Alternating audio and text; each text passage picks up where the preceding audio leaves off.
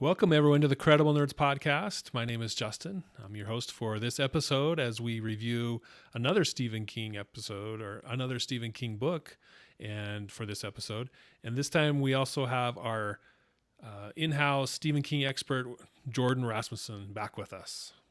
Hello, everyone. And we are here to discuss the book and the movies that followed it later on, Carrie by Stephen King. And when was this book written, Jordan? Oh, man. 70 something. 1974, I want to say. Pull up the source material. Take a quick look. Yep, 74. I do know my Stephen King. Yeah. You are the expert, so at least here on the Credible Nerds. So, Carrie, we've done two previous episodes of two previous stories. We did Firestarter and then Cujo, and then we decided to jump back and just start with the beginning, his first novel, Carrie. This was his first published novel or just novel? First published, yep. Okay. Yep. All He right. says that I think he said this is his fifth novel he wrote, but yeah, this was his first one. And he had been published before, so it wasn't his first published gig. He had done some, magazines, short stories that later show up in Night Shift. He had published before this, but this was his first published novel. Okay. And it is a shorter story. I mean, it's like 200 pages or something.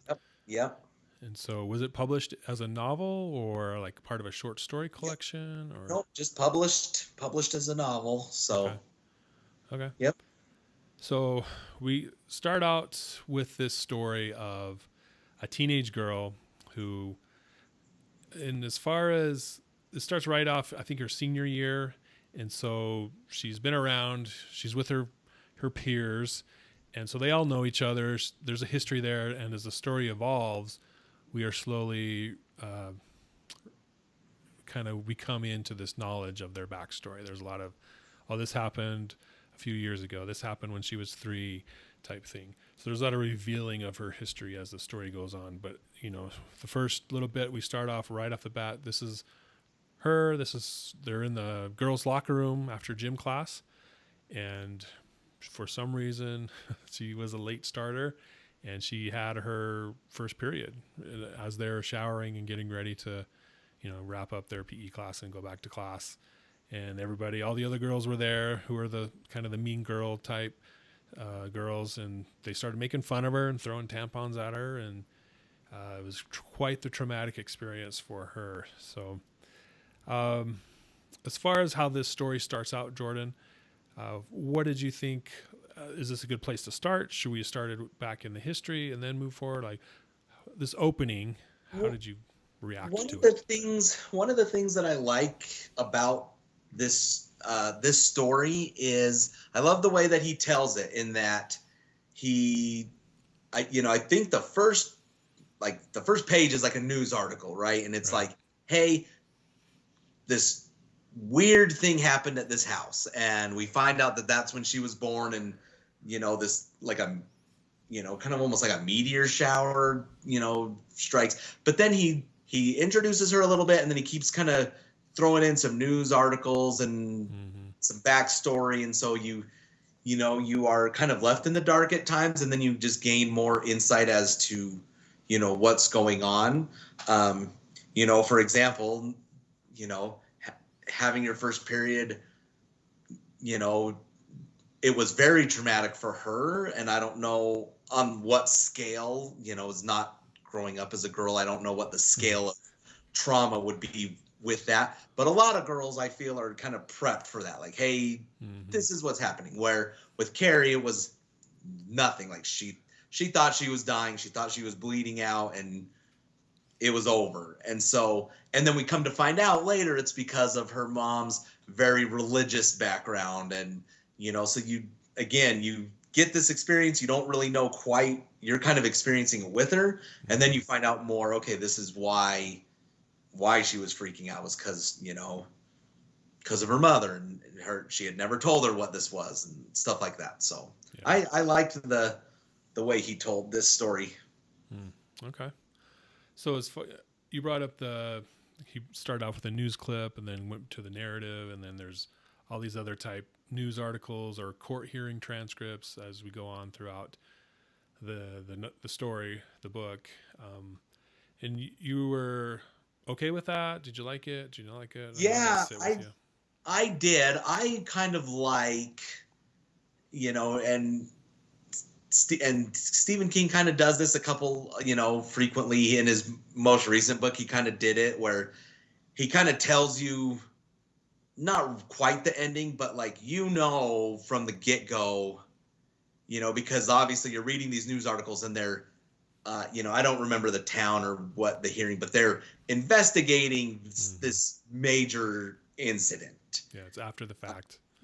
They're investigating the prom night incident, and you haven't read what the prom night incident is, but something huge has happened because obviously there's the courts involved and there's a survivor of said incident. And so I do kind of like that knowledge of foreboding, if you will, of like, okay, I know something's gonna happen because we are slowly leading up to what happened. So I do kind of like that when they do that. So Okay. Me, I not so much.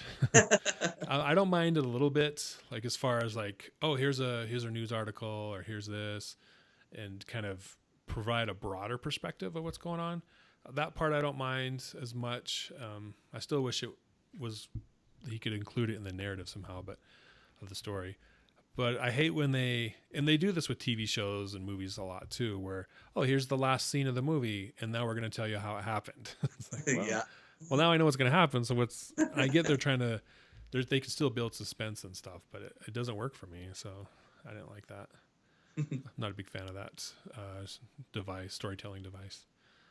But because I think it mentioned early that one of the characters dies, like the prom king. He ended up dying, and they mentioned it way before you even got to that part. And I was like, oh man. I was starting to like him.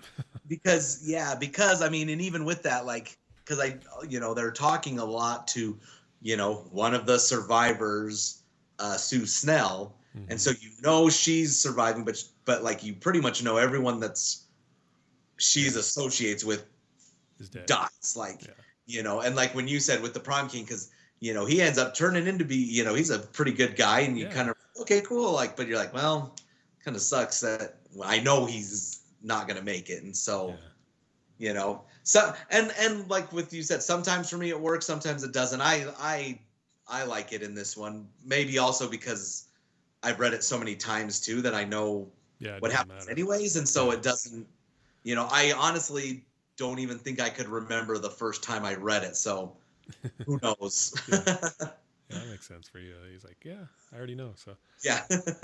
Okay. So we start to get the backstory.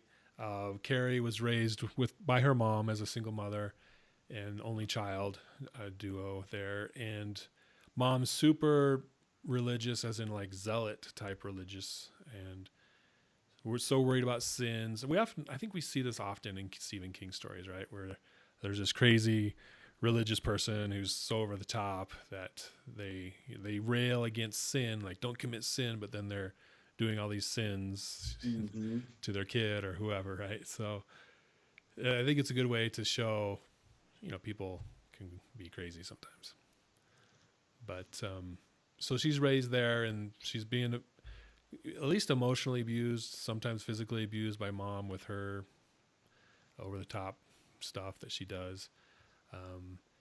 And that carries over. For as bad as mom is, Carrie ends up being pretty well okay. I mean, I thought well adjusted. I don't know. There was obviously some problems, but she wasn't like murdering people throughout her life.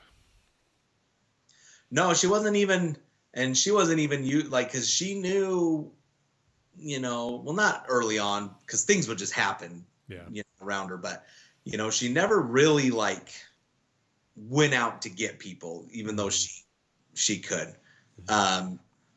Minus there was one kid walking to school, and he called her like I think he called her Scary Carrie or something like that, and she made him fall over on his Yeah. bike. I mean, that's like the worst of her Yeah. doings. So Mm-hmm.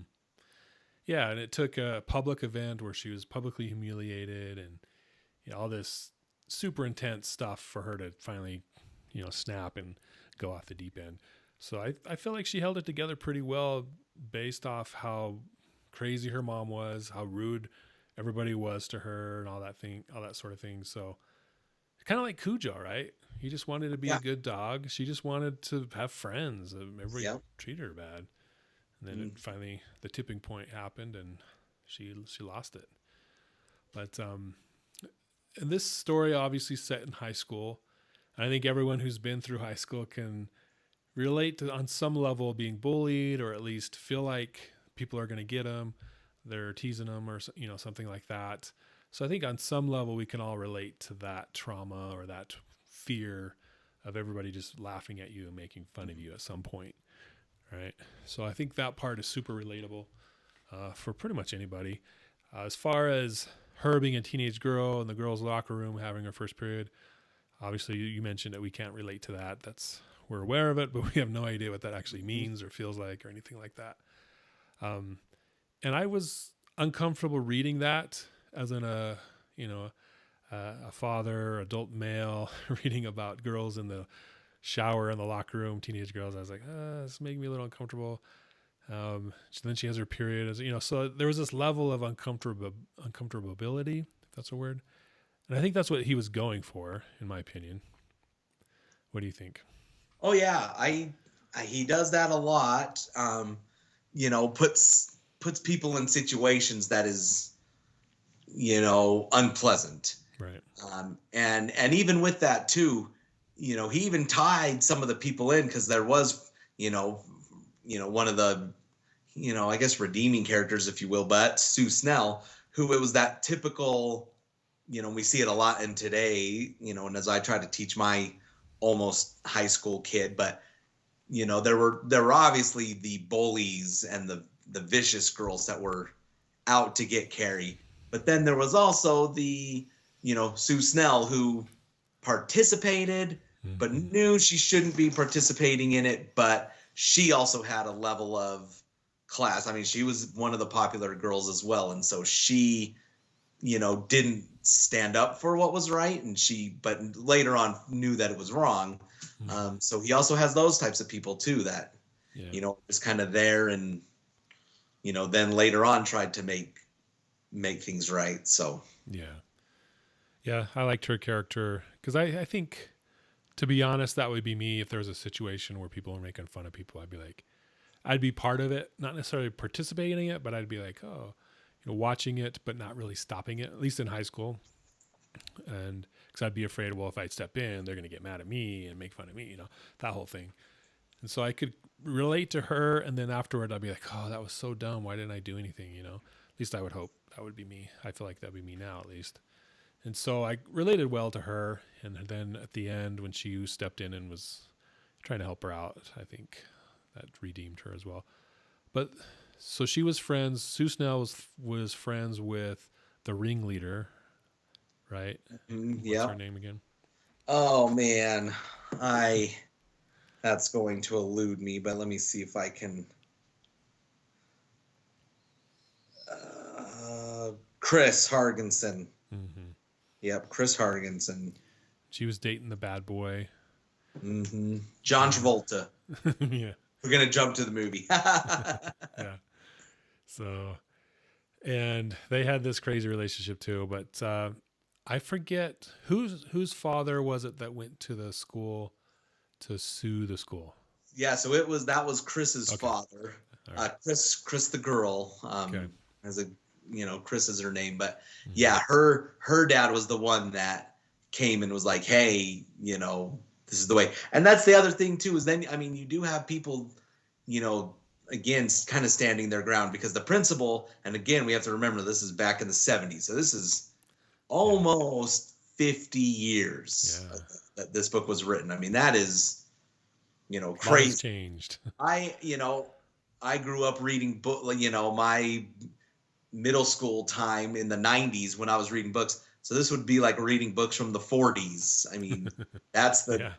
that's the time frame we're looking at. So I mean, the 70s were a different time, and so you have the principal who's like, okay, hey, like, not a big deal, he's male, he's like, okay, whatever. They threw tampons, Yeah.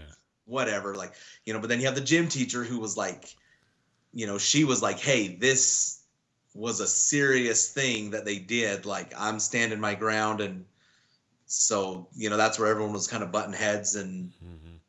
leading to what was going to happen. So, Yeah. Do you think this was kind of the impetus of the whole thing? Like this conversation between the gym teacher and the principal, and then the principal and the lawyer dad. That was kind of if that had gone differently, the story might not have happened, right? well, obviously, I think so, because, I mean, this is senior year of high school. I don't think anyone was out to get Carrie ever.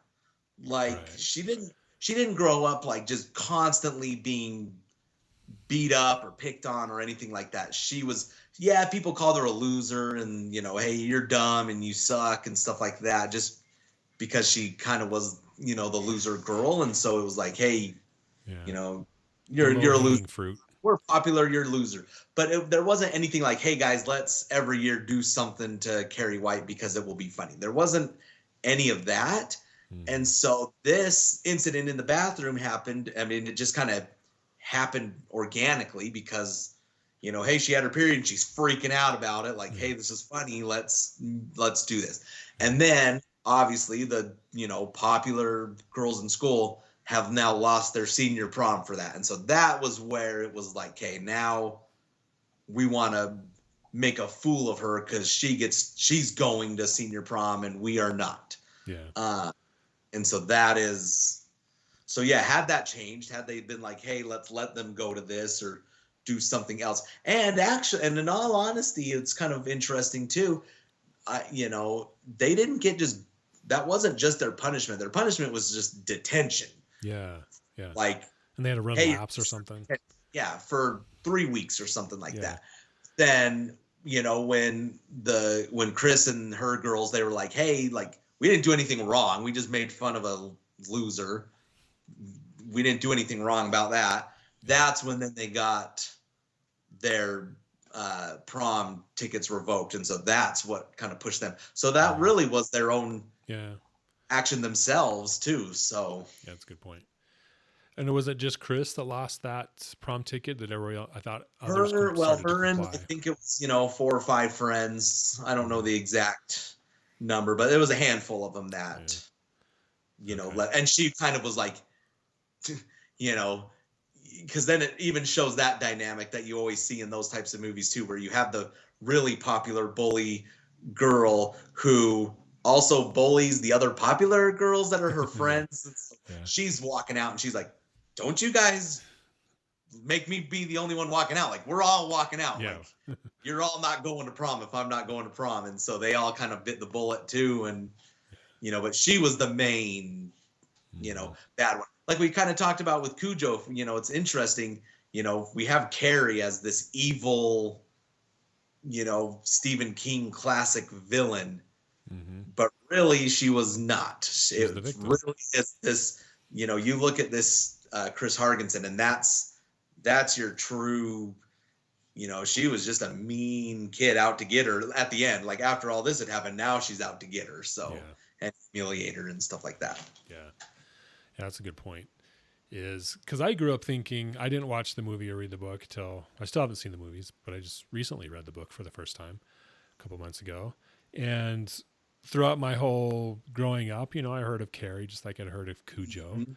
And my perception of Carrie was that she was, like you said, this evil person out to get everybody and had this power and used it for bad ways and things like that. And so I was surprised reading it that, oh, she's actually the victim. She's being Yeah. bullied to the point where she just can't take it anymore.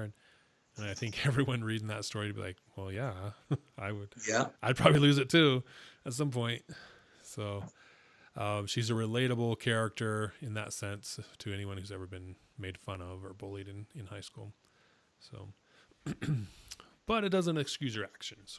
We don't want to No, condone that. because she definitely, once she decided to start doing what she did, like it wasn't like Cujo, where Cujo didn't know what was going on and Hmm. he was very confused. Oh no, she knew what she was doing, and she, Yeah. like, so like you said, yeah, she turned evil because, yeah, she, you know killed hundreds of people, Yeah. but in the end, but Right. and she did it willingly too. Right. She could have stopped, and she could have chilled, and, you know she she went out to get people, and so yeah, she did, Hmm. not totally blameless, like you said. Right. So what if the story would have been they do the pig's blood? Well, let's get to that point later. So they lose their prom privilege, so they come up with this scheme to have one of the popular boys ask her out to the prom in preparation that they would humiliate her at the prom to get back at her. Well, and really, that was kind of their opportunity they saw, because, It's Cujo. yeah, my dogs have heard something. Because actually, Sue Snell, she was dating the popular boy. Okay. Um, so that was actually her way of redeeming herself. Oh yeah, Hey, you're right. because she, I don't, I'm trying to figure out why she couldn't go to prom. And I might be having stuff, maybe they all lost their prom anyways. I don't know. But oh no, I think she could have got it back. But she said, hey, I'm not going to go. You take Carrie, because she deserves to go, because we all treated her like crap. Mm-hmm. And so that was kind of her redemption. So that part wasn't necessarily the ploy, but then once Chris and the other popular people found out, okay, hey, Carrie's going, Yeah. this is what we're gonna do to her. So he was really the most victimless of it all, because he was just doing a nice thing for his girlfriend. I don't even know if he knew what they had done, but like he wasn't a part of that at all. He just was like, hey, I'll take her and let her Yeah. have a fun night, and Yeah. that's it. So Yeah. And that's when I started to like him. He's like, what? What are you talking about? And then he kind of slowly came around to it. He's like, yeah, that sounds like a good idea. I'll do that. So they come up with this scheme, Chris and her boyfriend and some others, to go to this farm, kill some pigs, get their pig's blood, and this is all in relation to the period, the starting of the period. I'm assuming, like kind of that theme, like, well, we'll make her bleed this time and throw pig's blood all over her type. And so they set it up so when then I thought it was a little fortuitous that she was elected prom queen because it was all revolved around her being sitting on that chair. And I and know they rigged it, but there still yes, could have been things. that was rigged as well, to write her in to be, you Mm-hmm. know, well, first to put her on the ballot was one of them, because one of the popular girls did that, and then, then I don't know if Did they they had stuff the a ballot vote, or box? they just tallied it, themselves, and they got her elected to be prom queen. So Mm-hmm. Okay. So, and she made her dress. I mean, that was a big, when she started making her dress back at home, mom kind of realized that she was going. She told her, hey, I'm going to the prom. And she flipped out because it was evil. They were going to have sex. And so sex is evil. So their relationship was slowly deteriorating. Well, it had been. I mean, at this point, it came to a head where she was just outright defiant. No, I'm not doing what you want me to do. I'm doing what I want to do. And so their relationship was pretty much over at that point between her and mom. She made her dress, and then when the guy came to pick her up, I got the sense that he found her attractive. yeah, because that's more a theme, I think, in the movie as well. Was, she never had done, makeup or anything like that, or, really tried anything. Mm-hmm. And so, when the gym teacher kind of helped her, be like, hey, let's do some of that stuff, and he's like, oh wow, you're, a pretty girl, like, so yeah. Okay. Was it kind of like a she's all that moment where she I don't know if puts on I the don't know if dress, that walk down the was that stairs. much like holy cow, but like it was, hey, you're not scary Carrie like we always Yeah, said you were kind of thing. So yeah. Okay. Well, that's good that she was able to have that moment. mhm. Finally feel like, oh, this person's attracted to me on some level and is interested in me. I liked that part. So they go to the prom. The ballot box is stuffed, rigged. They get elected prom king, prom queen. They go sit on the chairs up on the stage, and Chris and her boyfriend pull the string, the rope to dump the pig's blood on her, and then everything goes crazy after that.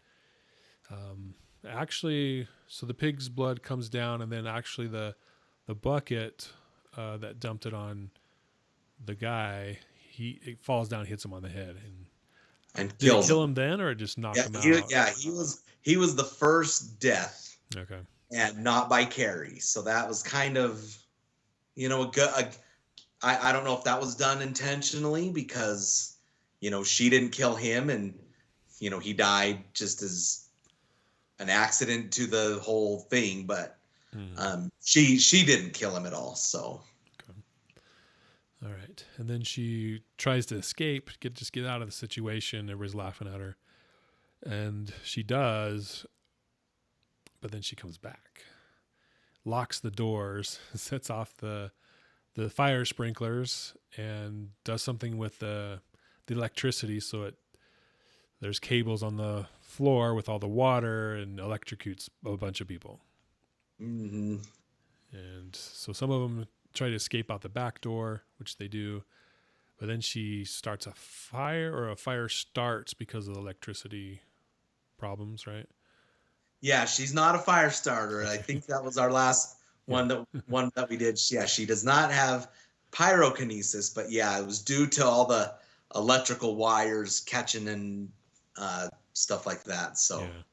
So the school catches on fire, and she does something that I thought was interesting that I wouldn't have thought of, but she goes around to all the fire hydrants close by and turns them on, so all the water is emptied. So when the fire trucks show up to put out the fire in the school, they can't, because there's no water, or there's no water pressure, at least yeah. at that point. So a bunch of people die, a bunch of kids die in the electrical part of the situation, as well as then from the fire. The rest of them die, the ones that weren't able to escape. And Chris and her boyfriend, they do escape. They get out, get in the car, and they go back home, and they're totally turned on and have this crazy sex scene. Because they were the problem that started this whole killing spree, Yeah. which is like, okay, you guys got some problems if that turns you on. Were they aware that all these people died, or had they left before? No, I think they left before, Okay. and then they caught wind of, because to jump a little bit ahead, because now Carrie is just going Yeah. down the town. She's She's she blowing is stuff now up. out to get everybody. So Yeah. Blowing up the gas stations, uh, crashing or imploding the church, or exploding the church, I guess. mhm. So with this telekinesis, if it sounds like it's this energy that builds up within her, and then she pushes it out on an object type Mhm. thing. Is that kind of how you see it? Yeah, yep. Like you So said, throughout her history, there had been little instances here and there, little clues, but she didn't really put it together till pretty much during this story, right? even right, because she was kind of researching what telekinesis was and practicing a little bit, but it wasn't till prom night that she was, fully going what she could do. So Yeah. Yeah. Okay. So she ends going rampages through the town and causes havoc, and a bunch of people die in the town, a bunch of adults, and so she's just out of control at this point. She goes back home. Mom's there. Mom stabs her in the shoulder with a knife, but then Carrie is able to reach in her chest and stop her heart from beating. hmm So then mom dies. and very interesting in the movie when that happens. It's very symbolic because Carrie pretty much crucifies her mom to the wall. So she's got both her hands out, and then she sticks some knives in her stomach, and so her mom is like pinned, Wow. to the wall. And so I think that was very symbolic to the whole religious aspect. And then, yeah, was able to go in and stop her heart. So, Right. Okay. Then Carrie escapes out the back, and I don't know, was she going somewhere specific when she ran into Chris and her boyfriend, or? not that I'm aware of. I don't know. Yeah, I didn't pick up on it, or I don't remember anyway. So she's wandering through town, going somewhere, and Chris and the boyfriend are in their car, and they see her. So they try to run her over, but she uses her powers to redirect them into a wall and kills them, and the car catches on fire and she collapses. Did she get hit by the car? I didn't think so, but it kind of seemed I like don't she know, did. but she slowly is succumbing to her injuries as well throughout this whole Mm-hmm. time. So, Yeah, I think she's bleeding out. mm-hmm. So she collapses, and then Sue Snell, she's tracks down Carrie, follows her blood trail, and comes upon her, and she's dying, right? And then there's this weird moment where she's able to see, like, feel Carrie, like they connect on some level, and she feels her die, and then she does. Yep. So that's the end of Carrie. And then that's where we get all the news reports, the excerpts from Sue Snell's diary, or best-selling book, I guess. Mm-hmm. And then the court Court proceedings. style. Yeah. And then there's intermixed with all that, there's some articles about telekinesis and how it's genetic. I would assume those are made up for the story. Yeah, I Not believe real so. research. Okay. But yeah, it's genetic in the sense that it's kind of like, where do they compare it to? What was the other shoot? Like there's this other real life gene carrier that they compared it to. Oh, I don't recall there. Yeah, it's in the book, but so they compared it to this other disease, and it's like it's with the females, and if the gene can skip a generation, so I guess Carrie's grandma had it, but her mom didn't, and then she did, and they have to mate with someone who has the recessive gene on the male side, right? Yeah. Was that covered at all in the movies or in the show? No, they didn't really touch on any of that. Maybe in the made for TV version, because that's a little bit longer, but Yeah. not in any of in the actual movies. Yeah. And then there's this sad scene at the end with graduation where so many seniors died, and so it was like they had all these funerals, and then they had graduation, and then people just went and showed up, grabbed their diploma, and left. There wasn't like a ceremony, and it's like, oh, that's sad. It's kind of like COVID. My daughter she wasn't graduated during the COVID years, but she had friends that did. It was basically, yeah, you just go to the school, pick up your diploma, and go home. So it's kind of like that. But and then there was just this sadness around town. They didn't want to rebuild the town. They just wanted to leave because it was just they didn't want the reminders, and I wouldn't blame them. I'd probably do the same. So quite an emotional story for a tragic event, for the atrocities that happened. But I liked the story, the overall story. I think it was just the framework that kind of put me off.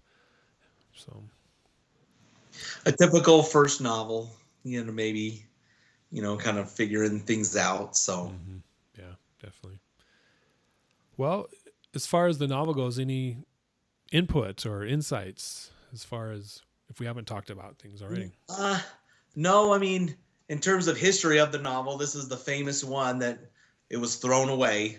Stephen King could not figure out what to do with it. And so he threw it out, and then his wife fished it out of the trash and read it. And I don't know how long it was that she read, but she's like, you got something here. Like, if you can figure this out. You have something here. And so, and that was kind of his thing too, is he, you know, we talked about at the beginning, it's fairly short. And so that was it. Like he, you know, it was too long because he was just selling, you know, short little 20 page, 30 page, you know, stories to magazines. And it was too long for that, but he really couldn't feel like he could make it anywhere else. And so, yeah, he threw it in the garbage and it got fished out of the trash and Stephen King was born. So, Yeah.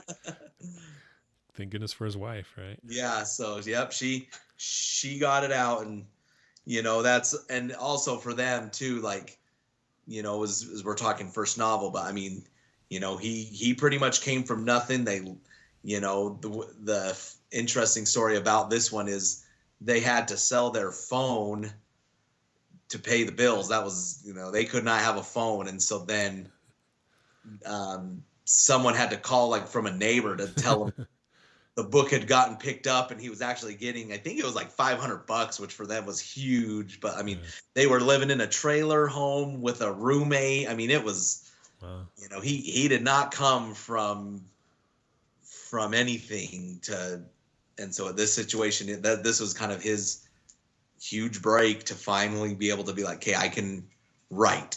And, you know, he was doing a whole bunch of other stuff at the time and trying to squeeze books in it when he could. So, okay. So this came out, was his big break. What did he write next? So the one he wrote next was Salem's Lot. Okay. So Salem's Lot was next. And then and like I said, this was his fifth novel. He had some other things. One that he started publishing actually under a pseudonym, just other books that really didn't quite fit how he wrote. So he had a couple of those. And so, yeah, Salem's Lot came out. And then we have The Shining. And once those three hit, I mean, that pretty much solidified him as the top guy. So, yeah. Okay. And then there was the movies. How many movies were there? Was 3 movies and a TV series? Yeah, so we've got, in terms of actual like Carrie movies. Hey, quiet. Sorry, the dogs are deciding to rest. Turning into Cujo. So two feature film movies, one made for TV movie, and then hold on, Mac, stop. And then we have one. Again, I always say it's the classic, you know, hey, we're making a movie and then we're, you know, 75% through and it kind of is a crappy movie. And then all of a sudden we're like, hey, this is Stephen King. Obviously, I mean, you know, at this point, and the movie I'm speaking of is called Rage, Carrie 2. I mean, I think that's like 2000 and maybe 2002 or something like that. I mean, by that point, he's gotten 30, 40 books out. And so, you know, somebody then is like, okay, this is pretty similar to a Stephen King book. Let's give him a holler. Or something. Let's see if we can just tack the name on and that'll get people to come watch the movie. And so they did that. You know, the girl in this movie, Rage, Carrie 2, she's kind of like Carrie's mom had somebody I don't know, somehow she's related to somebody. So it's not the real Carrie. She has the powers, and she meets up with Sue Snell, who is like, hey, here's the burned out school, you know, and then Sue Snell ends up getting killed at this, again, I mean, the plot is basically the same. You know, a guy asks her to prom, they kind of fall in love. She thinks everyone loves her, and then she gets humiliated, and so she kills everybody. But I mean, so that's the typical Stephen King tacked on sequel. So, I mean, say what you will to Stephen King. I think we've talked about this.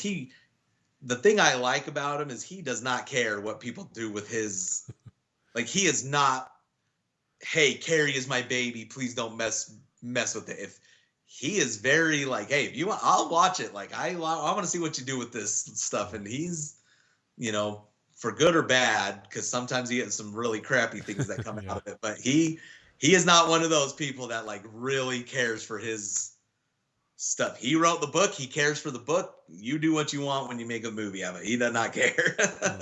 Okay.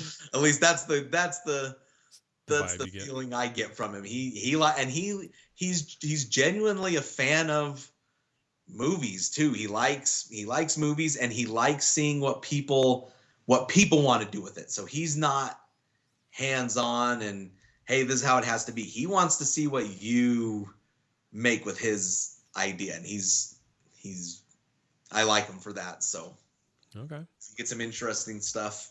Yeah. So the first movie was pretty similar to the book, would you say, or how? Oh yeah, I mean it followed. There wasn't any. Whoa, this did not happen. I mean, Yeah. obviously it left some things out, but it was not.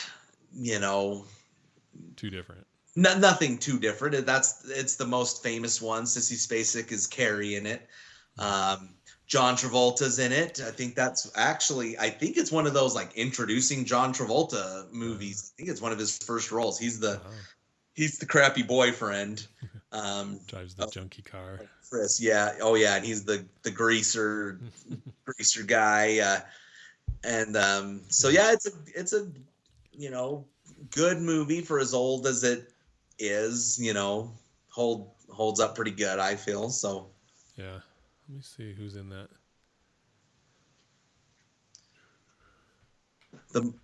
So then the second one was Rage Carrie 2, or I don't know if that came out before the made for TV version, or not. Let's see. Carrie came out in 1976.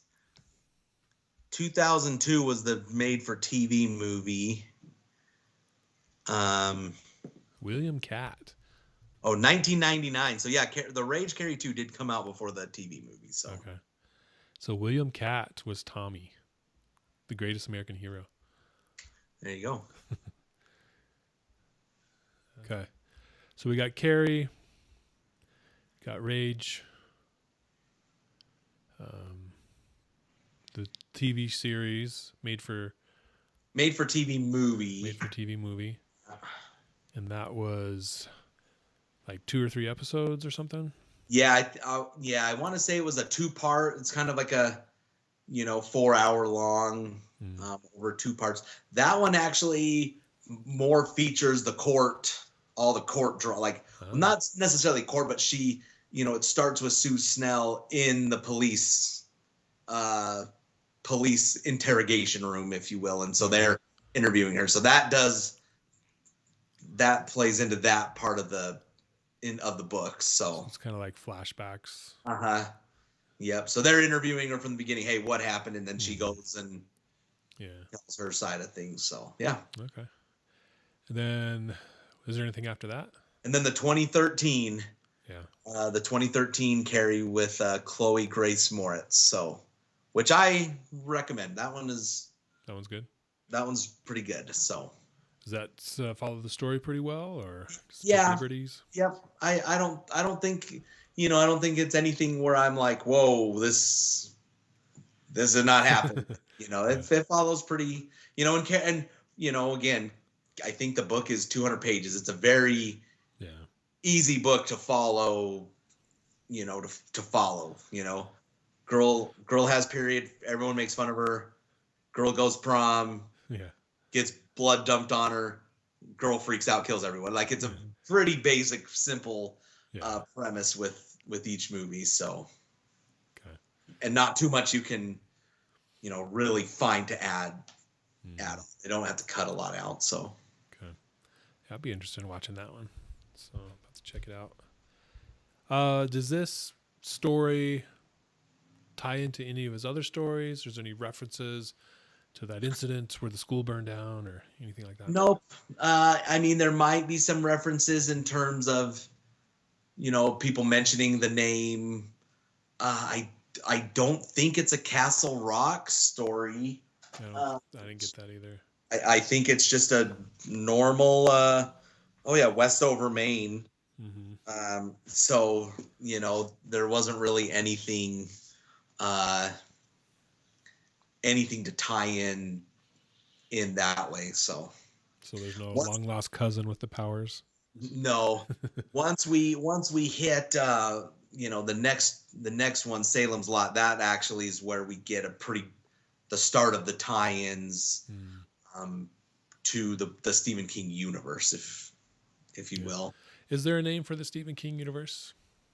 Or Nope, that's it, the Stephen King universe. just So Stephen King universe? Okay. yeah, that is the name of it. So It's not like Kingverse or no, I guess someone needs to get on that and figure yeah. out some Hey, good thing with all the movies and shows and yeah. stuff making now. So We should do that. We should start it. I mean, Kingverse, that's pretty basic, but it works.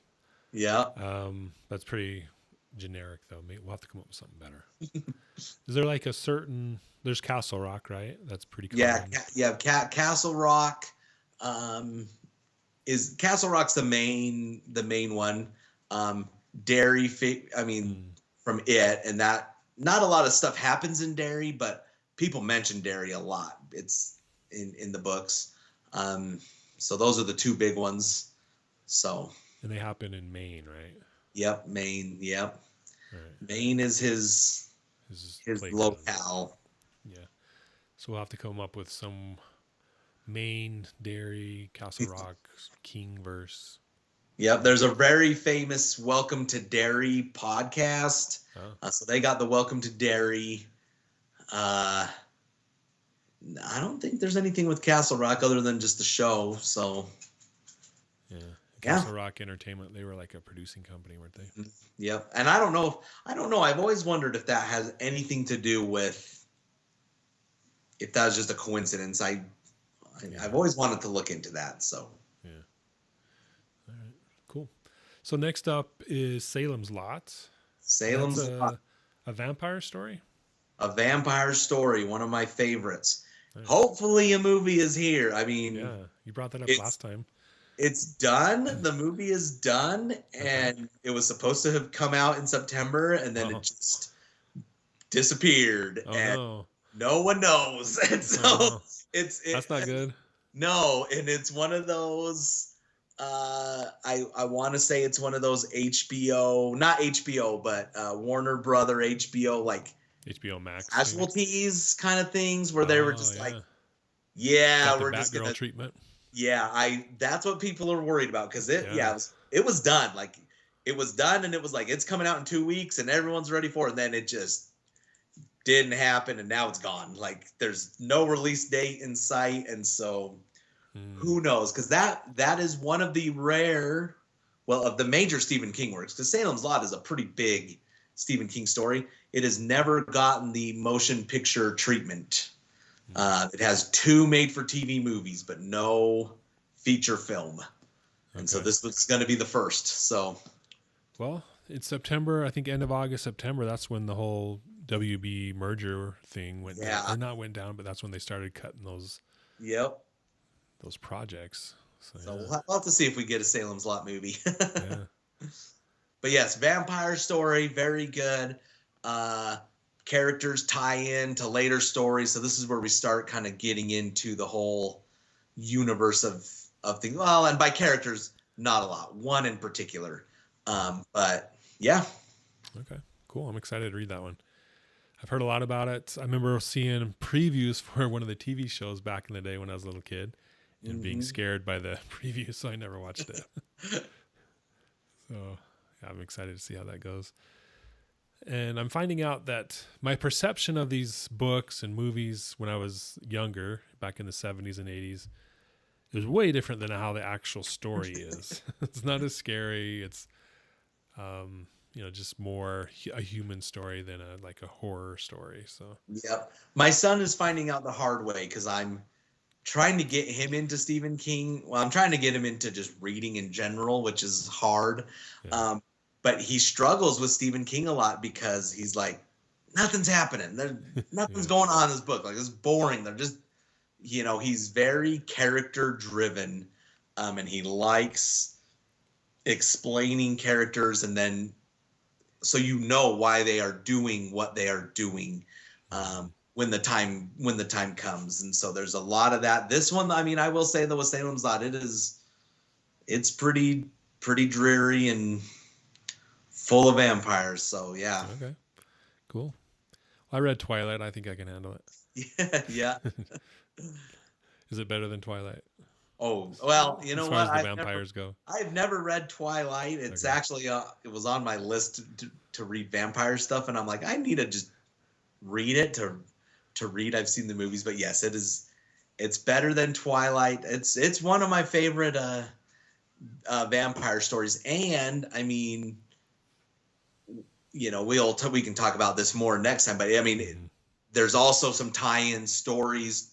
You know, there was just a one that came out just last year called Chapelwaite, which is kind of a prequel to Salem's Lot Oh. that Adrian Brody was in. That Oh was yeah. very well done. So I mean, it's got its own kind of universe with that. So very good. Cool. Lot to talk about with Salem's Lot. So Nice. All right. Cool. Yeah, we'll definitely talk more about that next time in our next Stephen King novel review. We want to thank you guys for joining us here on this Credible Nerds podcast review of Stephen King's novels. Definitely subscribe to our channel, so you can be alerted as to the next time we release the next Stephen King review. So like the video, subscribe to the channel. It doesn't cost you anything, helps us out, gets, more people involved, and that's what we want. Definitely comment as well. If we're talking about this book, you like it, you didn't like it, leave a comment. Let us know what you think of our review as well as the story itself. So we want to thank you guys for watching and listening, and we'll catch you next time.